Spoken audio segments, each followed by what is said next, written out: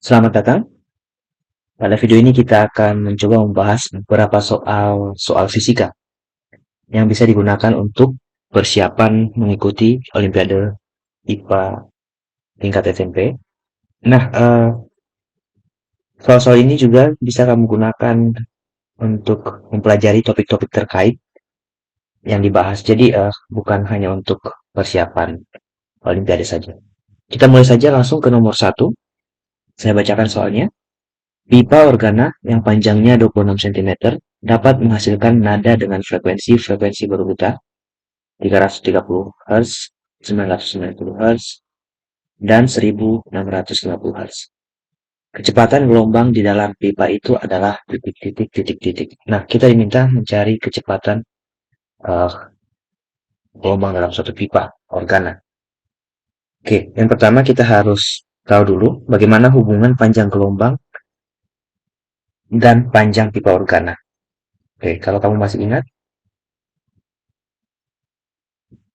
mungkin kamu tidak akan bingung dengan yang saya gambarkan. Jadi kalau kita misalkan ini adalah pipa organanya, maka kita tahu gelombang di dalam pipa organa itu di bagian tertutupnya akan membentuk simpul gelombang dan di bagian terbukanya akan membentuk perut. Itu jadi ini adalah resonansi pertamanya. Digambar, oke, kurang rapi ya, mohon maaf. Kalau digambarkan dalam grafiknya seperti ini. Ya, mohon dimaklumi gambar saya. Simpul dan dia terbentuk satu perut. Jadi terlihat itu seperempat panjang gelombang. Mohon maaf, mic-nya bergeser sedikit. Ya, seperempat panjang gelombang. Artinya untuk resonansi pertama ini, yang mana nanti berhubungan dengan frekuensi 330 itu eh, L atau panjang dari apa namanya hiperorgana ini itu sebanding dengan seperempat lambda panjang gelombang gitu ya. Lalu bagaimana dengan eh, frekuensi kedua yang terbentuk? Kita coba lihat. Di bagian tertutup di bagian bawah selalu terjadi yang namanya perut. Mohon maaf simpul. Lalu di sini pasti ada perut, perut, simpul, lalu di sini ada perut. Jadi bisa kita bayangkan di sini bentuk gelombang yang seperti ini. Nah, kalau kita gambarkan dalam bentuk grafiknya, ini ada dua perut, ada dua simpul. Jadi kita gambarkan berwarna hitam, ada simpul, berarti di sini ada perut gelombang, di sini ada perut, gitu ya. Dari sini ke sini ke sini. Nah, ini setengah ditambah seperempat berarti 3/4 ya, 3/4 panjang gelombang. Jadi panjang dari tabung atau pipa organ ini sebanding dengan 3/4 lambda. Nah, ini berhubungan dengan frekuensi 990 Hz gitu. Nah, karena ini masih memberikan hubungan L dan lambda, sementara kita diminta mencari tahu kecepatan gelombang, maka kita harus tahu bagaimana hubungan kecepatan gelombang dengan lambda. Kalau kamu masih ingat, kecepatan gelombang adalah lambda dikali frekuensi dari gelombang itu, maka lambda itu sama dengan kecepatan dibagi frekuensi. Gitu. Nah, lambda ini kita substitusikan ke persamaan uh, ini dan ini. Gitu. Oke, yang pertama saya akan gunakan frekuensi dasarnya yaitu 330, berarti dia berhubungan dengan yang ini. Kita coba buat, L sama dengan seperempat, lambdanya kita ganti menjadi V per L. Maka, kita dapatkan V sama dengan 4 L dikali frekuensi. Ini frekuensi dasar, tertulis F0, F1 terserah ya. Yang tidak lain adalah 330 Hz. Nah, panjang dari L-nya atau tipe organanya sama dengan 0,26 meter. Kenapa saya ubah ke meter? Karena di opsinya semuanya dalam meter per sekon ya. Nah, ini tinggal kita pilih saja. Maka V sama dengan 4 dikali 0,26 meter dikali frekuensinya 330 per sekon atau hertz ya. Nah, ini nilainya adalah 343. Silakan dikalikan sendiri, 0,2 meter per sekon. Begitu. Nah, kita bisa menggunakan frekuensi kedua untuk menghitung ini. Berarti kita menggunakan persamaan yang ini. Berarti langsung saja saya tulis L sama dengan 3/4. Lambdanya saya ganti, lambda ini kita ganti dengan V per F. V per frekuensi, maka V sama dengan 4L frekuensi, ini frekuensi pertama atau frekuensi atas pertama ya, yaitu 990 Hz. Nah ini, F1 ini. Lalu dibagi 3. Nah sebenarnya sudah terlihat ya dibagi 3, ada polanya itu. Berarti V sama dengan 4 dikali 0,26 meter dikali frekuensi pertama atau atas pertama 990 per sekon, itu dibagi 3. Nah kita lihat 990 dibagi 3 ini sama dengan maaf saya hapus 990 per sekon ya. Dibagi 3 itu sama dengan 330. Jadi ini 330. Berarti nilainya sama seperti yang di atas ya. 343,2 meter per sekon. Gitu. Jadi kalau kita lihat di opsi jawaban, nilainya adalah, sorry bukan nilainya, jawaban yang benar adalah opsi C. Itu. Dengan frekuensi 343,2 meter per sekon. Nah, kamu bisa menghitung pada apa namanya resonansi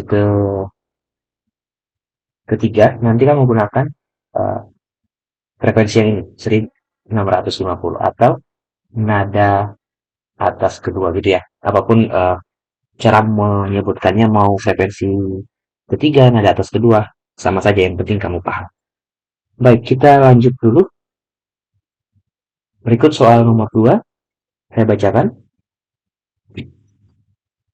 Akibat gelombang air laut, sebuah potongan gabus bergerak naik turun di permukaan air laut. Waktu yang diperlukan gabus untuk 5 kali berosilasi adalah 20 detik. Jika amplitudo 40 cm dan jarak antar dua puncak gelombang air laut adalah 20 meter, maka cepat rambat gelombang air laut adalah titik. Nah, kita sudah diberitahu apa namanya amplitudonya ya. Jadi dengan persamaan yang di nomor 1 tadi, D sama dengan mohon maaf, bukan amplitudonya. Saya maksud lambda, kita sudah diberitahu lambda. Nah, lambdanya sudah ada, berarti kita tinggal mencari nilai frekuensi. Frekuensi itu adalah berapa sering dia berosilasi gitu ya, berarti N per T. Atau seberapa banyak gelombang dalam satuan waktu tertentu kalau dia frekuensi gelombang. Jumlah gelombangnya berarti 5 kali dalam 20 skor. Berarti ini tidak perlu kita jadikan desimal, langsung ditulis saja Hertz gitu ya. 5/20 skor itu sama dengan 5/20 Hertz. Nah, langsung kita masukkan ke persamaan ini. B sama dengan lambdanya adalah 20 meter, karena dia adalah jarak puncak yang berdekatan. 20 meter dikali 5/20 skor. 20 dan 20 bisa kita coret, maka ini hasilnya adalah 5 meter per skor. Nah, kalau kita lihat di opsi jawaban, maka ini adalah bagian B.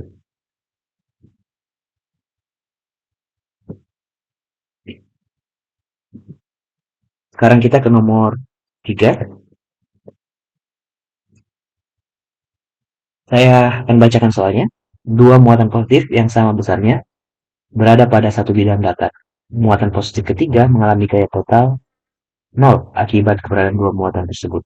Di atas letak muatan ketiga adalah titik. Nah, dari opsi jawabannya kalau kita baca sebenarnya ini bisa kita terka ya di tengah-tengah antara kedua muatan tersebut. Kenapa? Karena katanya dua muatan yang sama besarnya gitu ya. Saya coba tulis, saya coba gambarkan.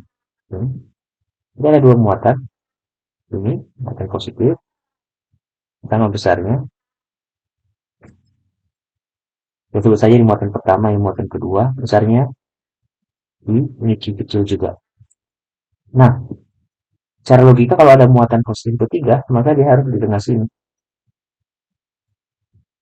yaitu jarak dari satu ke 3 ini harus sama dengan jarak 2 ke 3, gitu ya. Artinya muatan 2 akan memberikan gaya yang arahnya ke sana karena menolak ya, dan muatan satu akan memberikan gaya kepada muatan 3 yang arahnya ke sana, dan sama besar.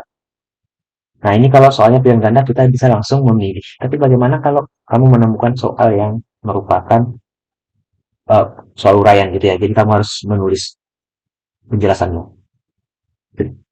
Nah, kamu harus ingat bahwa resultan gaya tadi nol dikatakan gitu.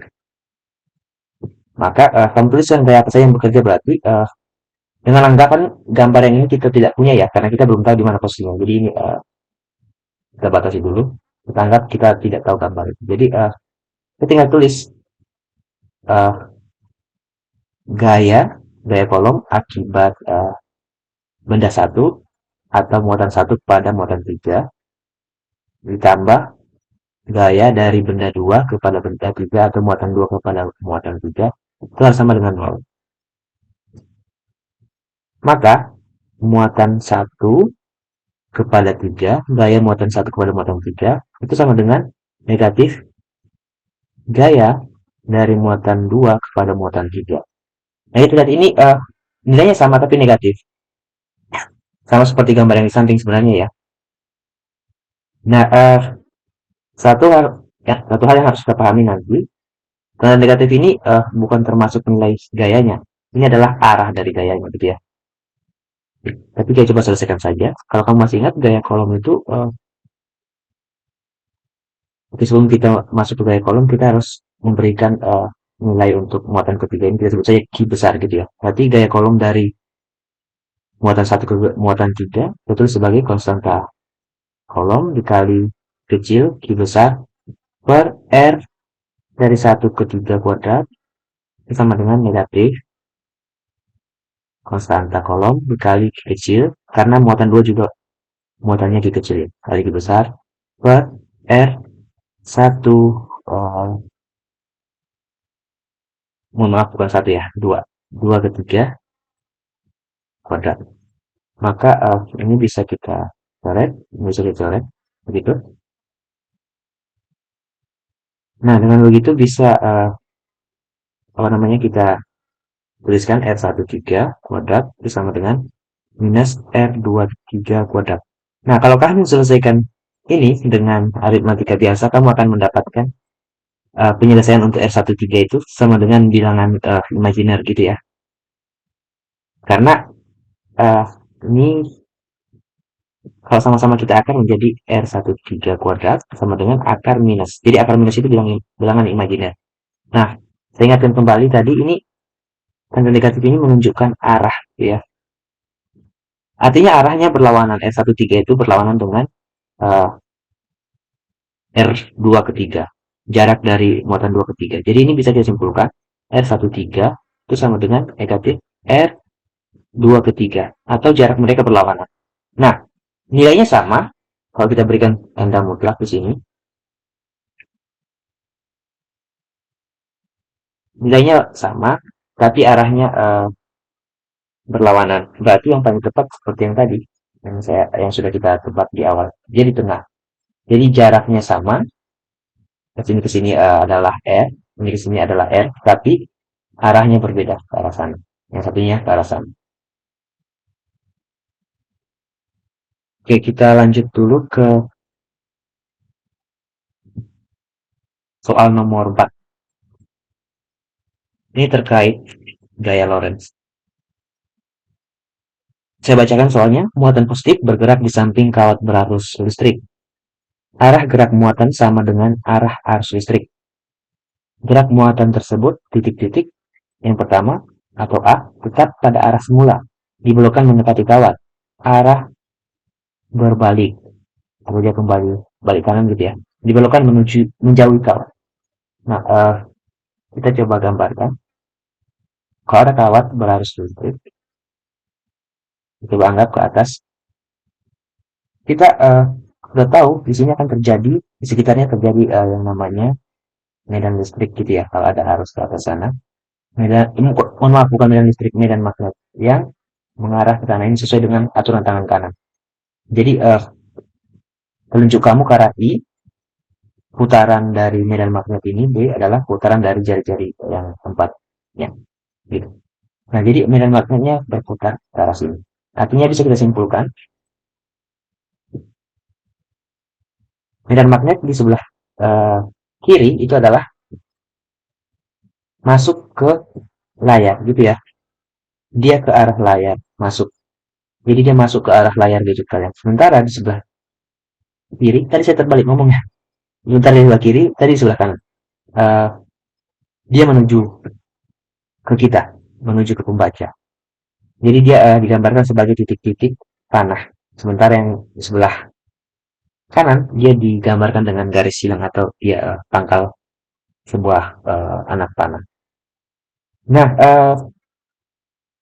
kita coba gambarkan muatannya, dikatakan di sini. Dia bergerak ke arah yang sama. Nah, sekarang kita tinggal apa namanya? Coba menggambarkan uh, mereka dalam diagram kartesian. Lalu nanti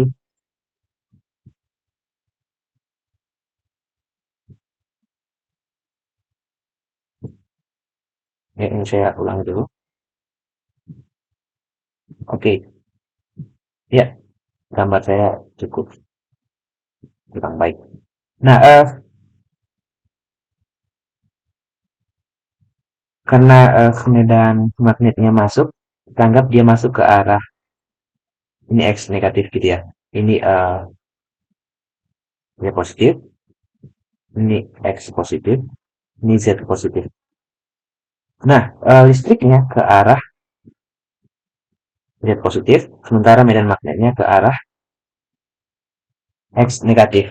Nah, kalau kamu masih ingat, gaya Lorentz itu F sama dengan I V muatan dikali apa namanya kecepatannya cross B. Ini perkalian vektor. Kalau kamu tidak paham apa itu perkalian vektor, tidak terlalu masalah. Nanti silakan bisa dipelajari. Ini mau menyampaikan bahwa oh ya sebelumnya arah I adalah arah kecepatan muatannya ya, karena listrik itu adalah muatan yang bergerak. Gitu. Walaupun dia adalah melawan arah muatan negatif. Nah, ini perkalian silang maksudnya. Oke, mohon maaf, saya tidak akan menjelaskan tentang perkalian silang. Saya ingin menjelaskan arahnya saja. Arah dari gaya F ini selalu tegak lurus dari arah bidang B dan B atau medan magnet. Artinya kita akan memutar dari V ke B. Jadi ada sebuah bidang VB, yaitu bidang yang ini, yang saya coba arsir. Bidang antara Z dan X minus. Dan dia diputar dari V ke B. Jadi kalau ada vektor A sama dengan B kali C, kali silang, itu artinya vektor A arahnya adalah putaran dari vektor B ke C. Begitu. Jadi dalam hal ini vektor B-nya adalah vektor I atau C, sementara vektor C-nya adalah medan magnet atau B. Nah, kalau kita putar seperti ini, dia mengikuti aturan sekrup gitu ya. Kita putar ke sini. Kalau kamu punya apa namanya botol minum, kamu putar ke arah seperti ini, kamu pasti tahu uh, dia akan mengarah ke sana ya. Dia tertutup.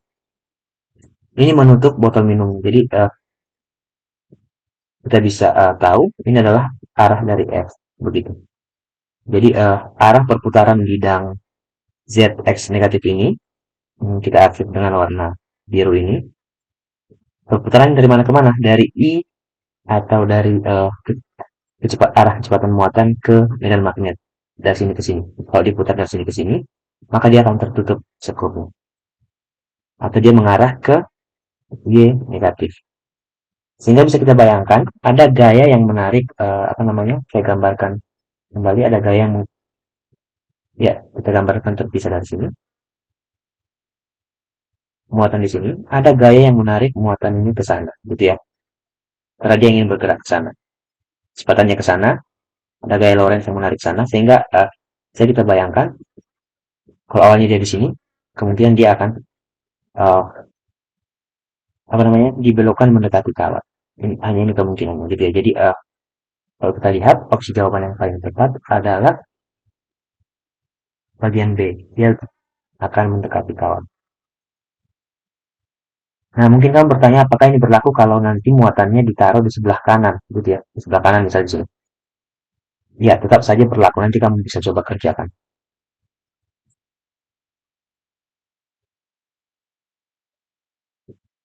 Baik, ini kita sudah sampai di soal nomor 5 tentang tegangan dan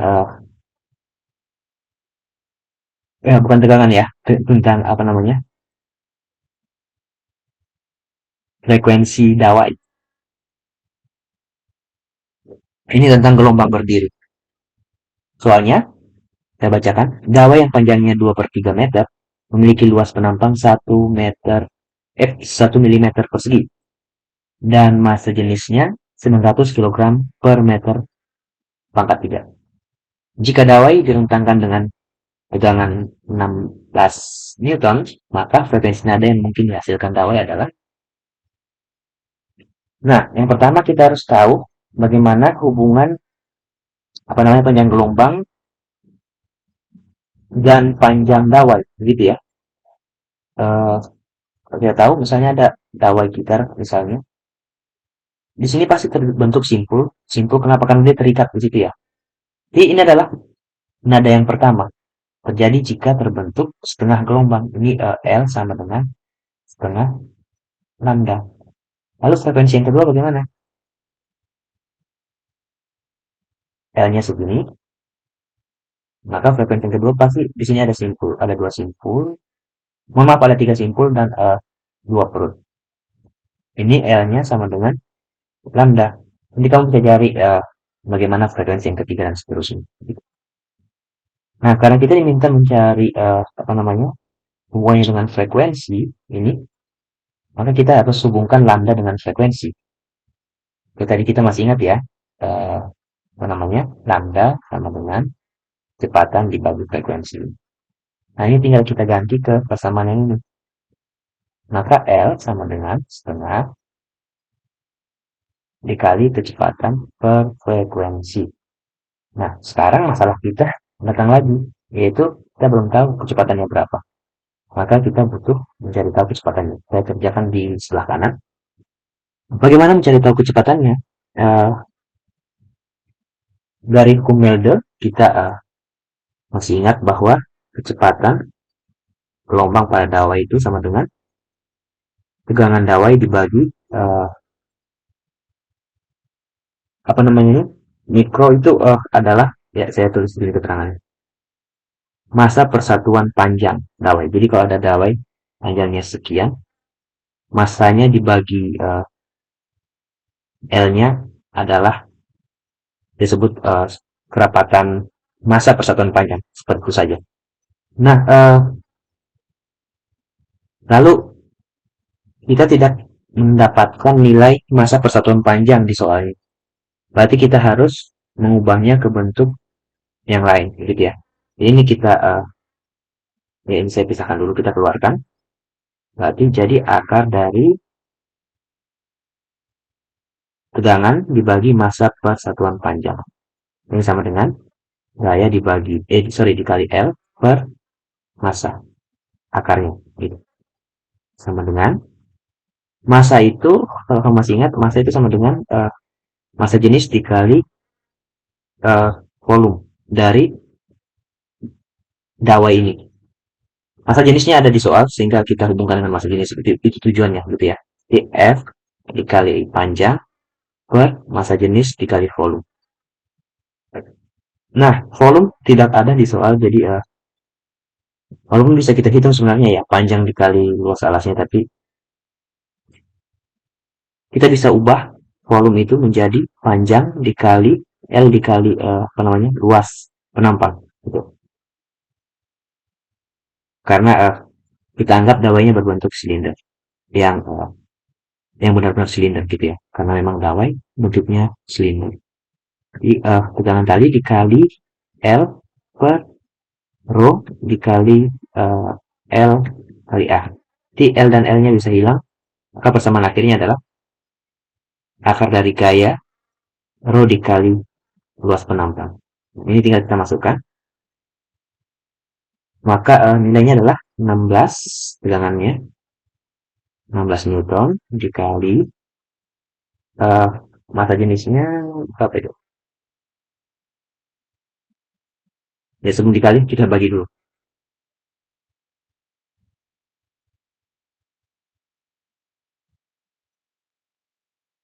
900. Ya satunya nggak perlu saya tulis ya. Dikali 1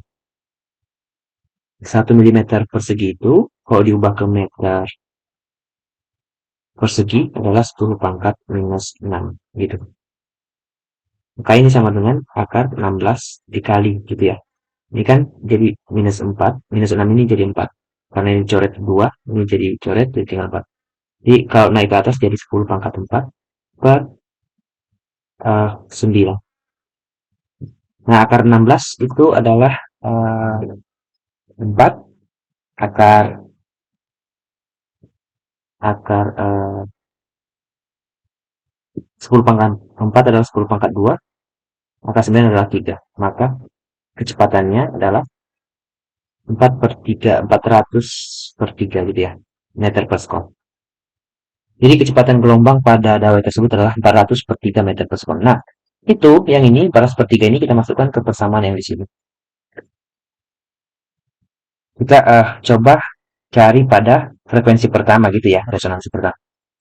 Kalau tidak ketemu kita cari ke frekuensi berikutnya dan berikutnya. Gitu.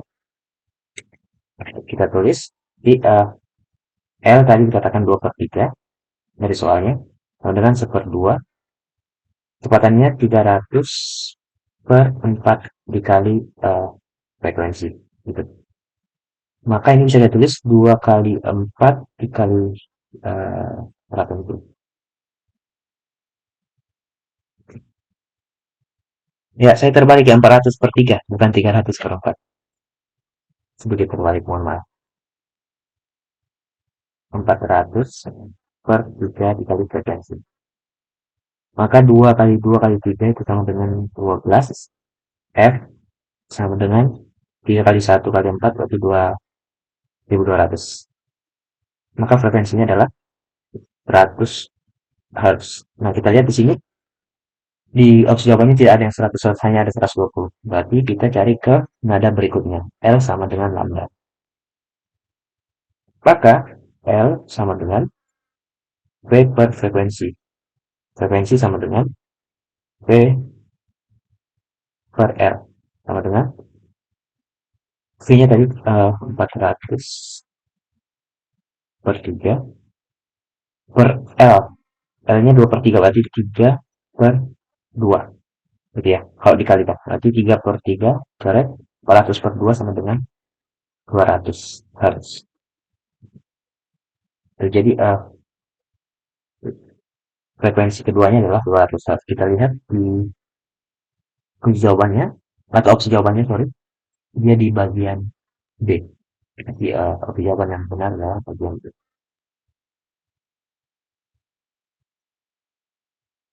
Baik, sekarang kita lanjut ke nomor 6.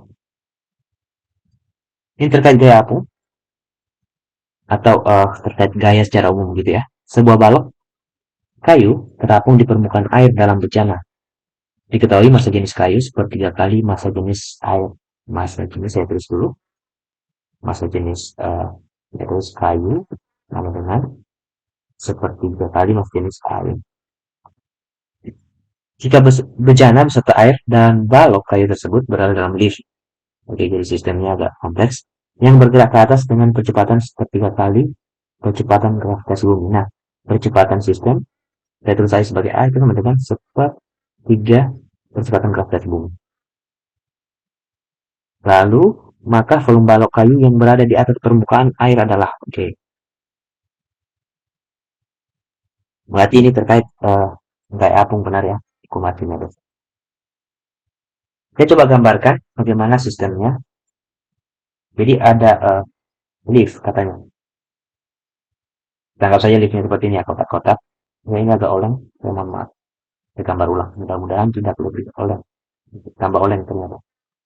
Ya.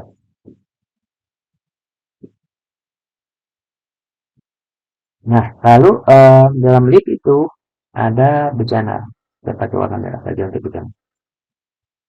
Apa yang terjadi pada bejananya? Di sana ada balok kayu yang kita nggak tahu berapa bagiannya di bagian atas. Air, ini air, ini permukaan air ya, yang warna biru garis ini permukaan air. Lalu di sini ada balok kayu yang kita disuruh menentukan berapa bagiannya di permukaan dari air, gitu.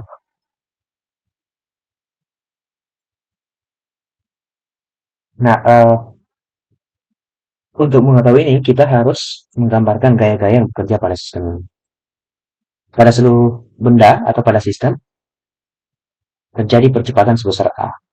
Nah, pada sistem yang di dalam, yaitu pada balok kayu, ya balok kayunya agak kurang bagus, saya hapus saja dulu, saya gambar ulang. Jadi balok kayunya saya gambar sebagai kotak biasa dan seperti ini. Pada balok kayu ini ada dua gaya, yaitu pertama gaya beratnya W, tidak lain adalah M kali G-nya ya, massa kali kecepatan keras dari bumi. Yang ke atas ada gaya apa namanya gaya aku.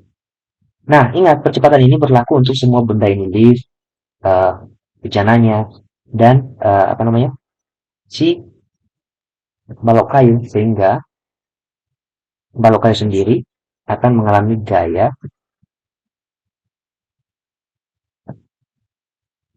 balok kayu gitu ya, sama dengan massa dikali percepatan. Yang tak lain adalah percepatan sistem ini. Yang tidak lain adalah sepertiga gravitasi bumi. Apa saja gaya yang bekerja ke atas kita gambar sebagai positif gitu ya, ke bawah negatif. FA dikurang W sama dengan massa dikali percepatan. FA ini adalah gaya apung yang diberikan oleh air. Maka bisa ditulis FA sama dengan MA ditambah W. FA sama dengan massa kali percepatan ditambah massa dikali percepatan gravitasi bumi. Ini sama dengan massa dikali sepertiga G tambah massa dikali G. Gitu. Maka sepertiga ditambah satu, satu itu kan 3 per 3 berarti 4 per 3 ya. 4 per 3 M dikali Q. Tuh, ini adalah gaya apung yang dialami oleh apa namanya eh,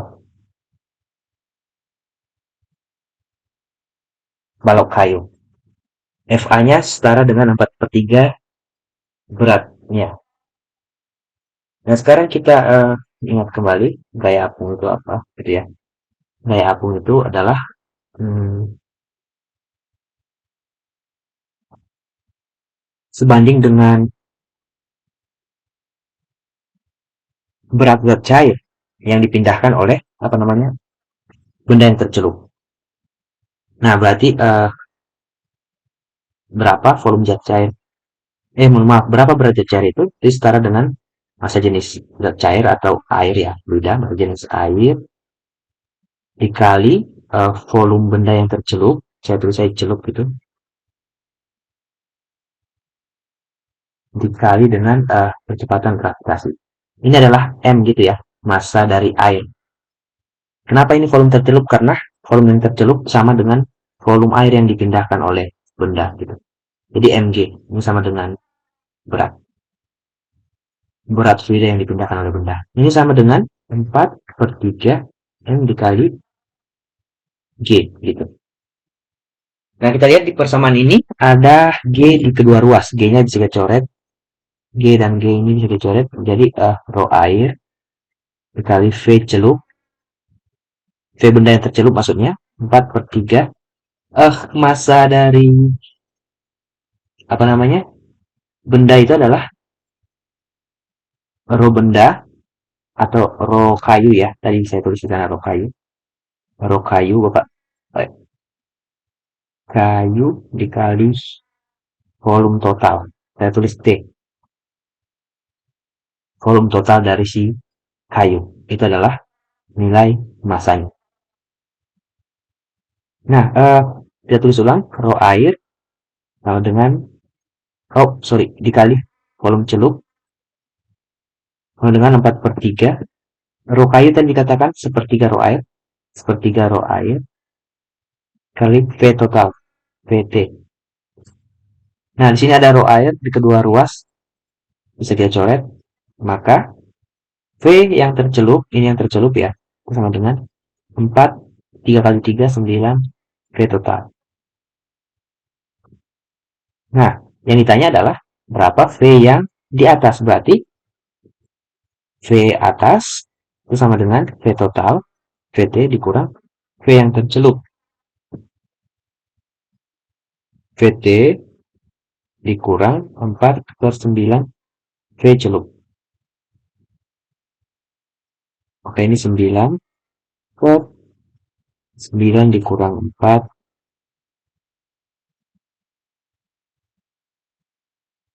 Maaf, ini V total ya. V total. V celup itu 9, 4/9 V total. V total. Sama dengan 5/9 V total. Jadi yang tercelup adalah 4/9, maka yang apa namanya? Yang di atas adalah 5/9. 4 tambah 5 berarti 9/9 jadi 1 totalnya. Maka kalau kita lihat di opsi jawaban,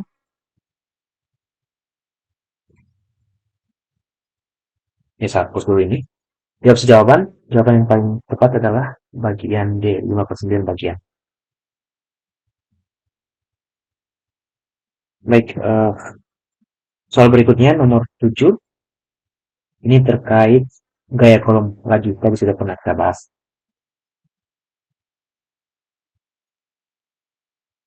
Muatan Q1 negatif 5E dan muatan Q2 positif 3E berada di udara. Diberitahukan di sini E sama dengan 1,6 kali 10 pangkat minus 9 kolom. Nah, E ini biasanya untuk elektron ya, tapi elektron itu 10 pangkat minus 19. Berarti ini bukan elektron. Nah, ini tidak terlalu penting sebenarnya. Dan terpisah pada jarak 100 cm satu sama lain. Kita coba gambarkan. Ada dua muatan terpisah pada jarak, dikatakan ini 100 cm atau 1 meter. Kita tulis sebagai 1 meter saja. 100 cm juga tidak masalah ya. Lalu katakan ada muatan Q1. Q1 di sini. Kita coba gambarkan ini negatif 5E. Dan Q2 di sini positif 3E. Mohon maaf, saya sedikit batuk. Lalu dikatakan ada resultan gaya listrik pada Q1 sama dengan 0, maka muatan Q3 itu 12. Jadi ada Q3, kita gambar sembarangan ini, Q3 sama dengan positif 12. Harus ditempatkan pada jarak berapa? Nah, ini sama seperti yang tadi ya. Di sini kuncinya adalah agar resultan pada ini 0. Maka kita tuliskan sigma F1 sama dengan 0. F1 itu apa saja?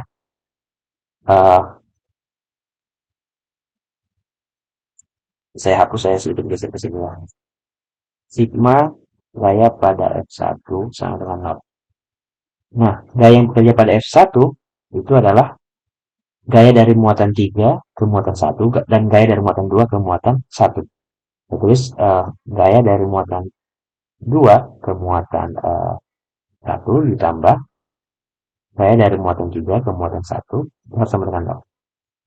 Maka F21 sama dengan negatif F31. Lagi-lagi tanda negatif ini, tanda negatif yang ini adalah arah gayanya ya. Saling berlawanan kita lihat di sini. Nah, sekarang kita masukkan nilainya hukum berdasarkan hukum kolom. K dikali Q, Q1 dikali, mohon maaf, Q2 dulu ya. Sebenarnya sama saja.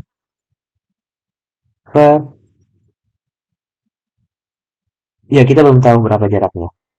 R21 kuadrat sama dengan negatif. Nah, sebenarnya negatif ini nggak perlu kita tulis lagi, eh, karena kita hanya ingin mencari nilainya. Arahnya sudah kita tahu, berlawanan. Tuliskan K kali Q3 kali Q1 per R 31 pangkat 2. Kita tinggal masukkan nilainya. Ini K-nya nggak perlu kita lanjutkan lagi pengertian dengan K, karena bisa dicoret. Q2 itu 3E dikali Q1 minus 5E. Ini minus 5E. Gitu ya.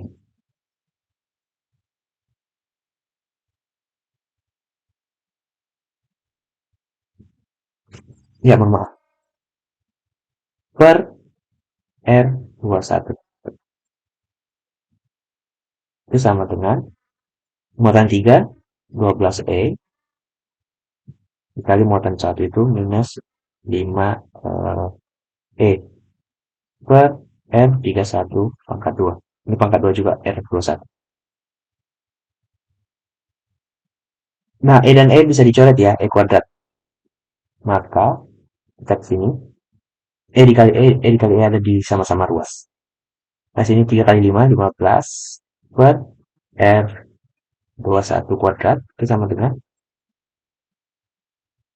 12 kali 5 itu 60 ya. 60 per R31 pangkat 2.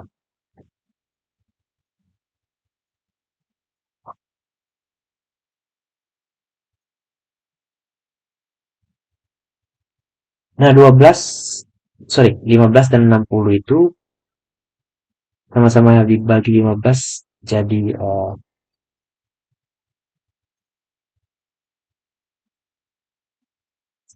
1 dan 4 ya.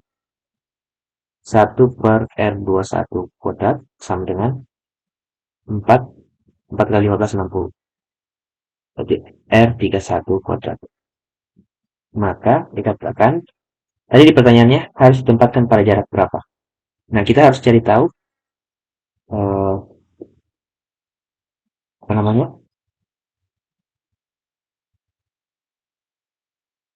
hubungan R21 dan R31. R21 kuadrat dikali 4 itu sama dengan R31 kuadrat. Nah, kalau ini sama-sama kita akarkan, kita dapatkan 2R21 itu sama dengan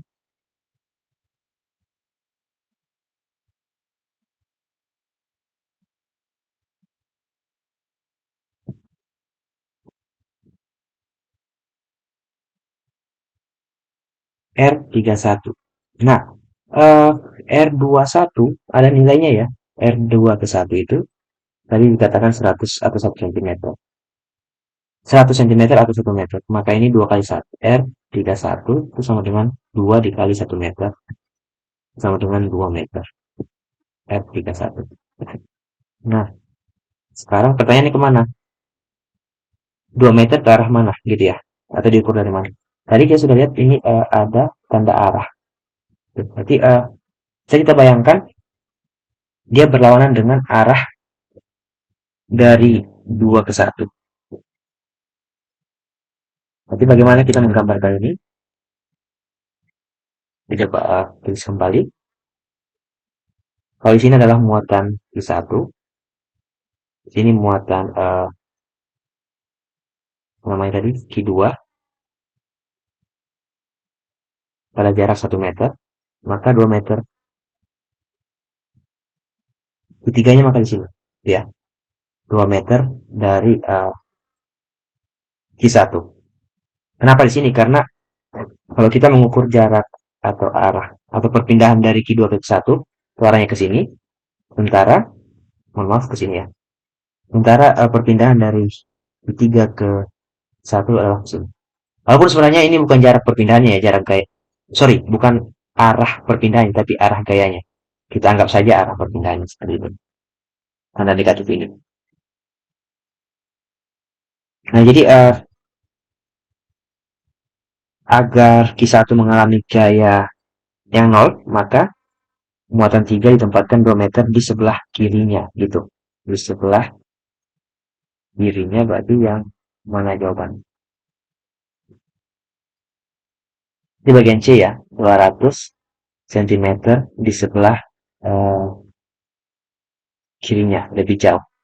Nah, kita lihat ini masuk akal ya, ini 3E, sementara ini 12E, dia lebih besar, berarti dia harus lebih jauh.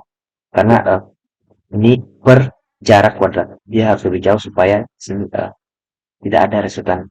Bentar ya. Iya, kita bisa highlight. Ini,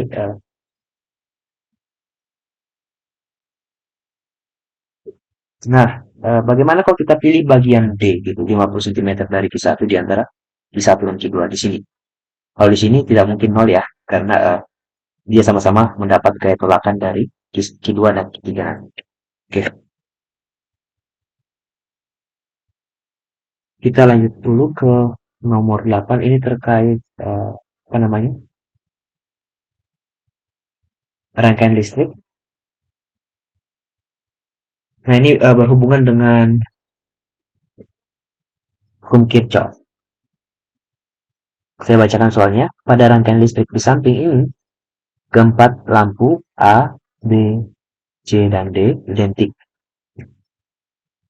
Perbandingan daya yang terpancar pada lampu B sebelum dan sesudah saklar S ditutup adalah titik-titik titik-titik. Nah, artinya kita diminta mencari daya uh, yang terpancar sebelum saklar S ini ditutup dan sesudah ditutup. Lalu kita bandingkan. Begitu ya. Nah, untuk melakukan ini kita harus tahu dulu daya itu apa.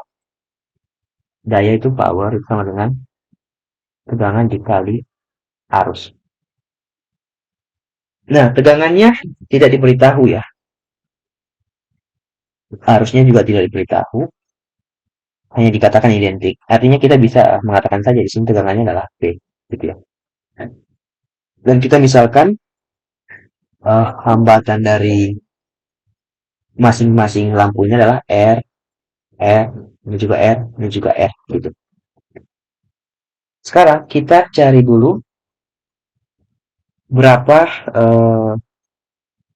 daya sebelum gitu ya. Sebelum saklar, sebelum S ditutup. Aku coba cari. Nah, berarti di sini hanya ada lampu A dan lampu B, begitu. Karena lampu yang lain tidak akan bekerja gitu ya, karena tidak dialiri listrik. Hanya ada lampu A dan B. Nah, ini terpasang secara seri. Ini tegangan. Maka bisa kita katakan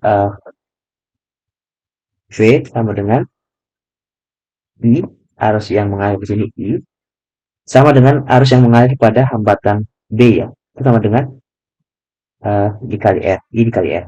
R serinya itu adalah R A ditambah RB yang nilainya sama-sama R gitu. Berarti I dikali 2R gitu. Maka I sama dengan V per 2R. R kecil ya. Oke. Nah, sekarang kita cari untuk kasus setelah ditutup. Bagaimana setelah ditutup? Nah, kita harus membuat beberapa loop di sini untuk menyelesaikan berapa sih besar arus gitu ya. Besar arus setelah S ini ditutup, ini ditutup. Nah, tapi di sini ada I besar ini ya.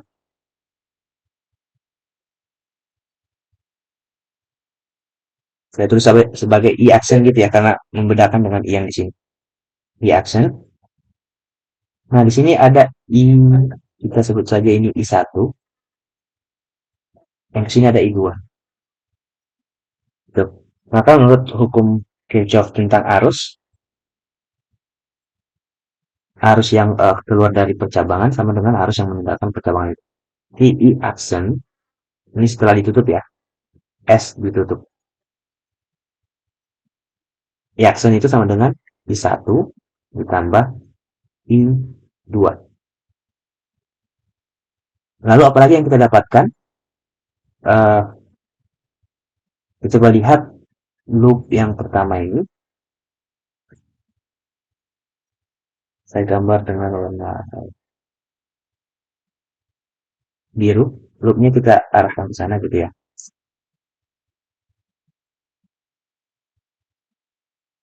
V itu sama dengan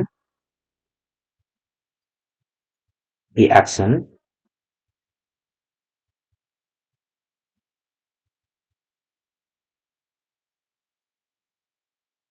ditambah I2 dikali R. Ya, I aksen dikali R. Mohon maaf, ini susah ditulis. I aksen kali R ditambah I2 dikali R. R. Oke. Lalu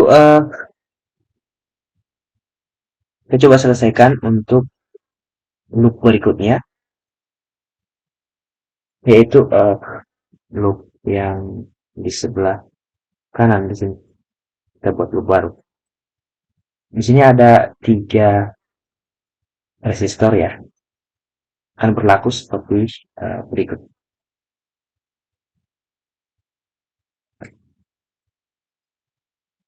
Hukum Kirchhoff tentang tegangan mengatakan uh, pengurangan arus itu sama dengan uh, maaf, pengurangan tegangan itu sama dengan penjumlahan dari tegangan, atau kenaikan tegangan sama dengan pengurangan tegangan. Nah, kalau kita lihat apa sih maksud dari kenaikan tegangan itu? Kalau dia bergerak dari tegangan rendah ke tegangan tinggi. Nah, berarti dari titik kiri C ke kanannya itu terjadi tegangan yang uh, apa namanya? Menurun begitu ya. Kenapa? Karena di sebelah kiri C itu tegangannya lebih tinggi. Dan kita tahu karena dari ini tegangan positifnya ada di sebelah atas. Maka tegangan pada C, VC itu adalah pengurangan uh, tegangan.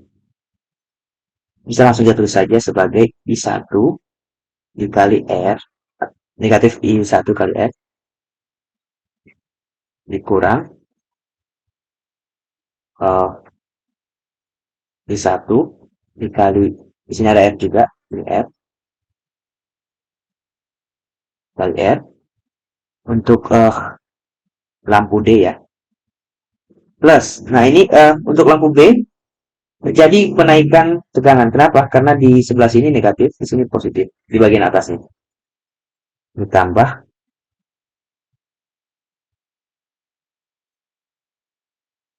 I2, itu I2 ya, R, nilai tegangannya sama dengan 0.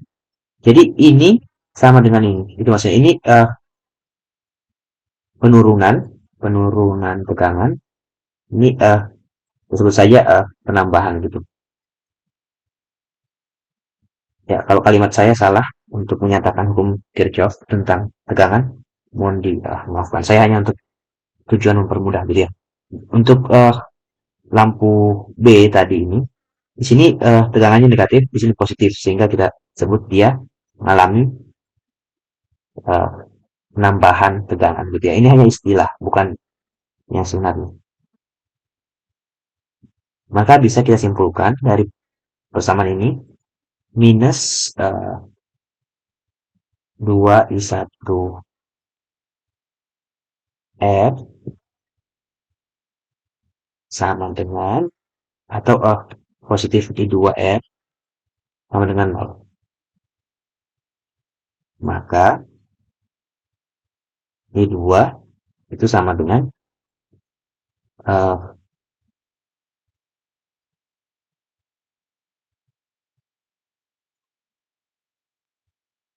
bentar, maaf saya hapus,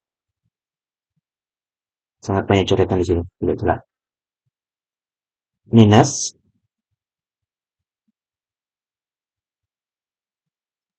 2I1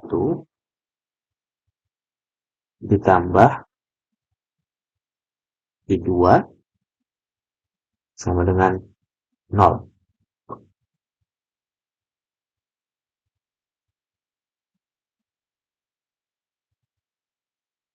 R-nya kemana? R-nya bisa langsung dicoret ya, karena persamaannya sama dengan 0 di ruas kanan ini.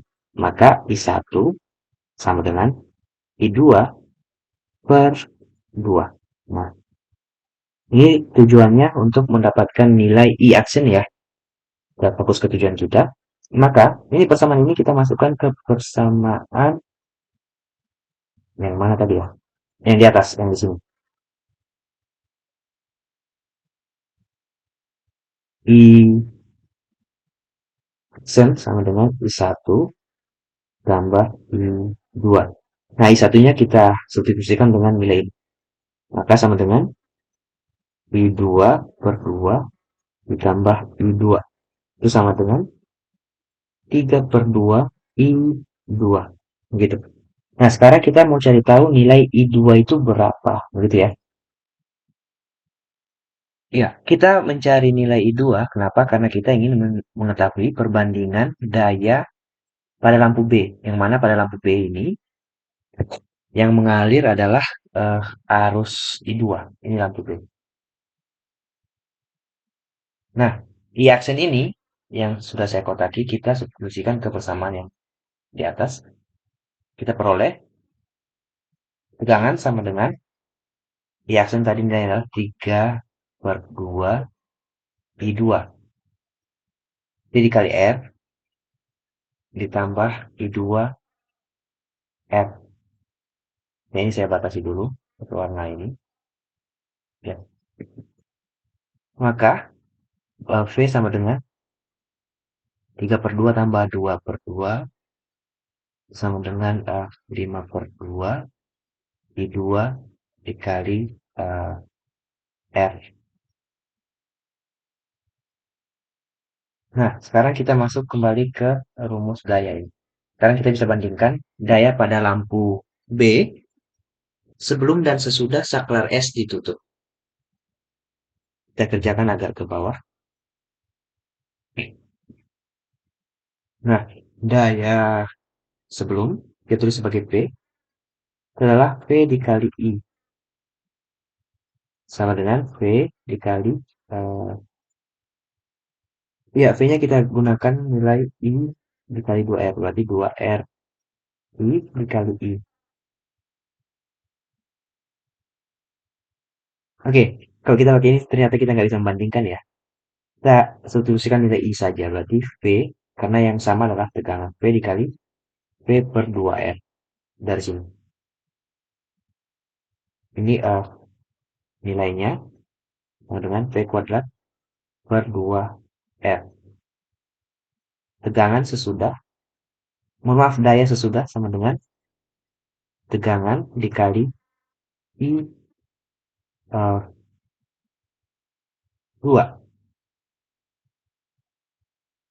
Begitu. Nah, I2 dari persamaan yang di atas sama dengan 2V per 5R. Ini. Tinggal kita kalikan V dikali 2V berarti 2V kuadrat per 5R. Nah, ini sekarang kita tinggal bandingkan saja. Berarti kita simpulkan V dibandingkan dengan V aksen atau daya setelah ini pada lampu B ya. Setelah saklar ditutup sama dengan V kuadrat per 2R per 2V kuadrat. Tegangannya sama ya, per 5R. Ini sama dengan V kuadrat per 2R dikali 5R per 2V kuadrat. Nah, V dengan V bisa kita coret, R dengan R bisa kita coret juga. Maka perbandingannya adalah 5, 2 dikali 2, 4. V sebelum per V setelah saklar ditutup adalah 5 dibanding 4. 5 dibanding 4 kita lihat kembali ke opsi jawabannya tidak ada. Yang ada adalah 25 eh, banding 16. Berarti itu ya 5 kuadrat dan 4 kuadrat.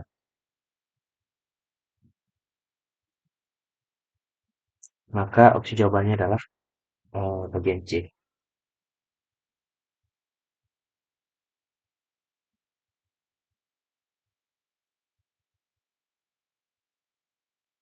Baik, sampai di sini dulu pembahasan soal-soalnya. Kalau kamu menemukan ada kesalahan dalam pembahasan ini, kamu bisa komentar.